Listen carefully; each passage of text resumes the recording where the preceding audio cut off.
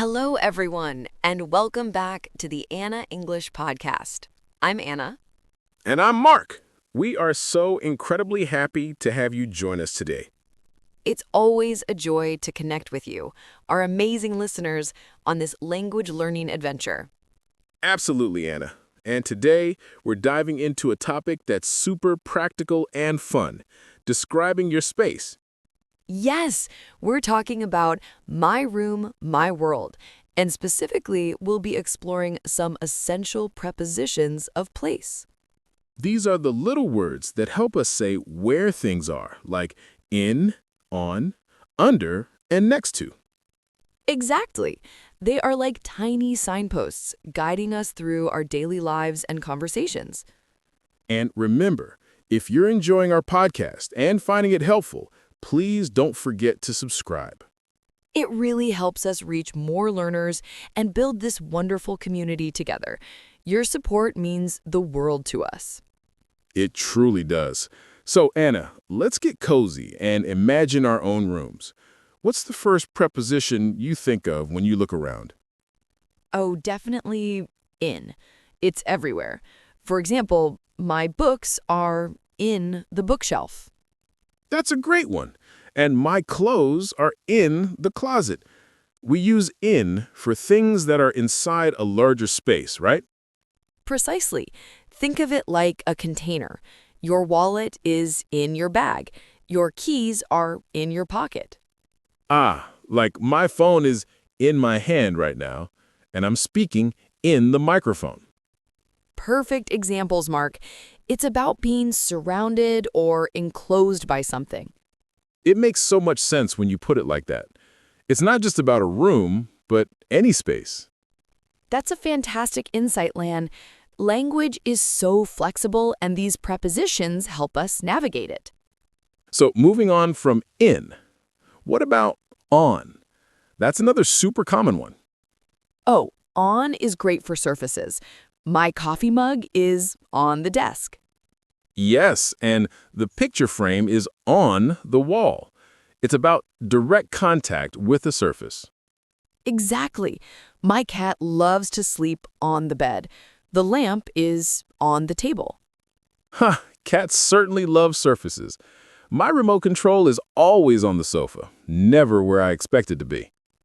That's a universal struggle, Mark, but it's a perfect example of on. It's about being supported by a surface. So in for being inside and on for being on a surface. Got it. These little words really paint a picture. They absolutely do. And don't worry if it feels a little tricky at first. Practice makes progress, not perfection. That's a wonderful reminder, Anna. Connection over perfection is our motto here.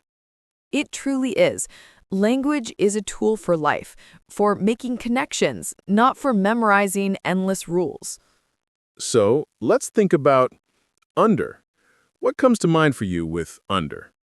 Under usually means below something, often covered by it. My dog loves to hide his toys under the rug. Oh, that's adorable. And often, my shoes are under the bed, which is not where they're supposed to be. Mine too, or sometimes my forgotten socks are under the chair. It implies being beneath something. Yes, like the blanket is under the pillow when you're making the bed. That's a good one. Or the rug is under the table. It's about a lower position relative to something else.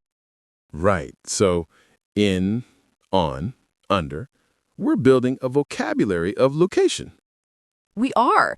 And each word is like a small key unlocking a new way to describe your world. I love that metaphor, Anna. Words are keys that open doors to understanding and communication. And understanding grammar, like these prepositions, without using them in conversation is like having a car with no wheels. You can see it, but you can't go anywhere. That's so true. We need to practice putting these words into action. Exactly. Which brings us to our fourth preposition for today, next to. Next to is great for showing proximity, isn't it? My bedside lamp is next to my bed. Exactly. And the picture frame is next to the wall. It's about proximity, but not necessarily in or on. Exactly. That's the important distinction. Your plant might be next to the window, and your bookshelf might be next to the desk.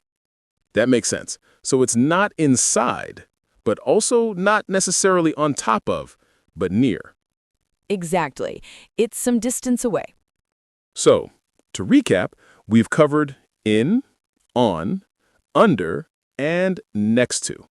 These four are often the ones that give language learners the most trouble. But like anything, practice makes progress. We'll continue to use these prepositions throughout our podcast so you can get the hang of them. Absolutely.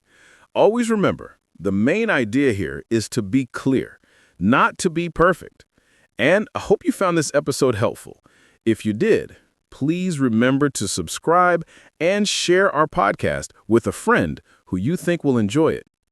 And if you have any topics that you'd like us to cover, please let us know in the comments. We always love hearing from you. That's it for today's episode. Until next time, happy learning. And remember to stay curious. I'm Anna. And I'm Mark, signing off. Bye, everyone. Yes, it means very close, right beside. My phone charger is always next to the outlet. And the trash can is next to my desk, which is very convenient. Good point. It implies a side-by-side position. The chair is next to the window. So if I say, Anna, your voice is next to my ear right now, through my headphones, that works, right? It absolutely does, Mark. That's a super creative way to use it. Thanks. It just clicked. These words are more than just rules. They're tools for connection. You've hit the nail on the head. They help us describe our world to others and understand their world too. I remember when I first started learning English, these small words seemed so confusing.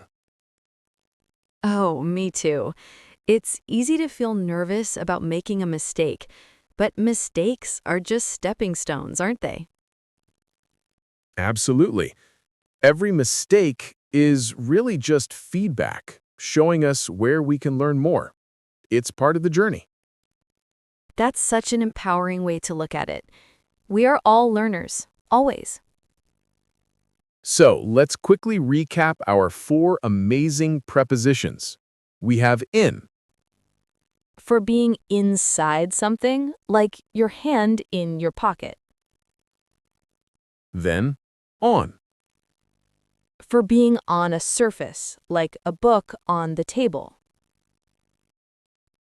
after that, under, For being below something, like shoes under the bed. and finally, next to. For being right beside something, like a chair next to the desk. Perfect summary, Anna. You always put things so clearly. Thank you, Mark. And you always have such thoughtful insights to expand on them. It's all about our listeners, helping them feel confident and excited about learning. That's our biggest goal. We want you to feel inspired and empowered. So, for practice today, look around your room right now. What do you see? Describe 3 things using in, on, under, or next to. For example, my water bottle is on the table, or my pen is in the cup. Or, my cat is sleeping under the blanket. It's your room, your world, your words. Don't worry about being perfect. Just try to make a connection between the item and its location. That's the most important thing.